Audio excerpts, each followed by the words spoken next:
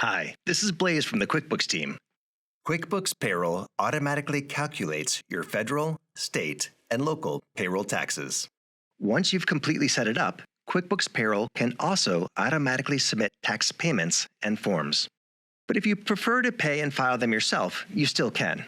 Let's learn how to set up payroll so you can electronically pay and file your payroll taxes and forms through QuickBooks, either automatically or manually.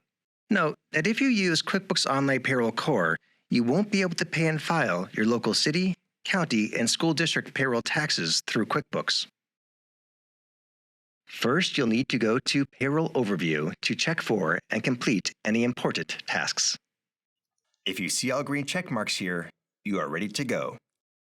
If not, select Finish Up or Start and add the missing information. For example, you may still need to add some account numbers, rates, or pay frequencies. Or you might need to finish connecting your bank or e-sign your authorization forms. If you want to see how to set everything up, there are videos at the end to show you how. Once all your tasks are complete, you're ready to pay and file your payroll taxes and forms. Note that once you finish, it can take some time for the state or local tax agencies to activate electronic payments and filings, so you may still need to pay or file manually until it's active. To check on your automated taxes and form settings, select Settings, Payroll Settings. By default, your tax and forms automation is on. If you leave the setting to on, and you have completed all of your payroll setup, QuickBooks will automatically pay and file your taxes for you moving forward. You won't need to do anything else. If you turn it off, you'll need to decide how you want to handle your taxes. Initiating payments and filings using QuickBooks means you'll still log into QuickBooks and use it to electronically send tax payments and forms. But if you'd prefer to submit payments and forms yourself through different agencies' websites or via mail, select this option. QuickBooks will still keep track of how much you owe in taxes with this option, but you won't use it to send any money. For this example, we'll show you how to pay your payroll taxes and file forms electronically. When you're done, select Save and Done. Select Taxes, Payroll Tax. In the Payments tab, you'll see any payments that you need to pay now, soon, and any taxes that you've already paid. These are set according to your federal and state tax deposit frequencies you selected during the tax setup. You can also use the Filter button to narrow down to specific taxes. To make a tax payment electronically, select Pay, confirm the payment details, and add any notes.